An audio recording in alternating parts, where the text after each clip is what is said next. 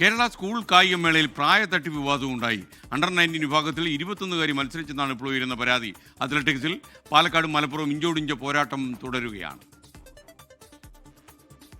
Senior പെൺകുട്ടികളുടെ 100, 200 മീറ്ററുകളിൽ വെള്ളി medal നേടിയ Kozhikode Pullurampara saint Joseph HS സ്കൂളിലെ താരത്തിനെതിരെയാണ് പരാതി.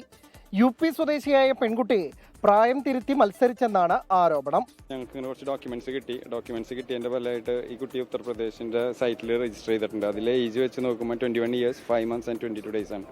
അപ്പം അങ്ങനെ ഒരു ഏജ് ഉള്ളൊരു കുട്ടി ഇവിടെ സീനിയറിൽ മത്സരിക്കാൻ ഒരിക്കലും അലൗഡ് അല്ല. അപ്പം എങ്ങനെ എന്താ പറ്റിയെന്നുള്ളതൊന്ന് ചെക്ക് ചെയ്യാൻ വേണ്ടി, ക്രോസ് ചെക്ക് ചെയ്യാൻ വേണ്ടിയിട്ടുള്ളൊരു കംപ്ലൈൻ്റ് ആണ് കൊടുത്തിട്ടുള്ളത്.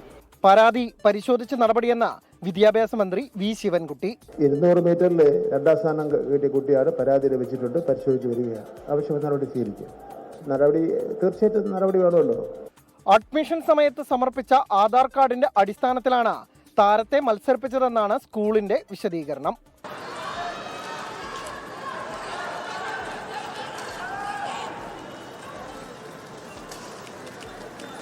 അത്ലറ്റിക്സിൽ പാലക്കാടിന്റെയും മലപ്പുറത്തിന്റെയും ഇഞ്ചോടിഞ്ച് പോരാട്ടം തുടരുന്നു. ഇന്നത്തെ ഗ്ലാമർ ഇനമായ 400 മീറ്റർ ഹഡിൽസിലെ 4ൽ 3ലും തിരുവനന്തപുരം GV രാജയിലെ വിദ്യാർത്ഥികൾ സ്വർണം നേടി. ജൂനിയർ ആൺകുട്ടികളിൽ തിരുവനന്തപുരത്തിന്റെ ശ്രീഹരിയുടെ സുവർണ നേട്ടം മീറ്റ് റെക്കോർഡോടെ. 53 ഓടുന്നുണ്ട്, 54 വന്നില്ല.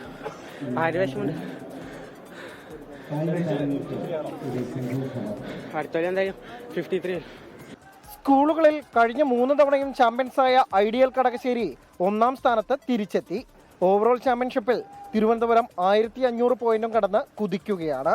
പ്രതാപം തിരിച്ചുപിടിക്കാൻ പാലക്കാട്, കിരീടം നിലനിർത്താൻ മലപ്പുറം.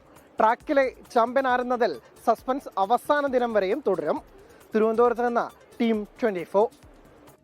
ലോകത്തെവിടെയായാലും ഏത് സമയത്തും 24 വാർത്തകളും ഓഗ്മെന്റഡ് റിയാലിറ്റി പാക്കേജുകളും എക്സ്പ്ലെയിനറുകളും വിശദമായി കാണാൻ ഞങ്ങളുടെ YouTube ചാനൽ നിങ്ങൾക്ക് സബ്സ്ക്രൈബ് ചെയ്യാം.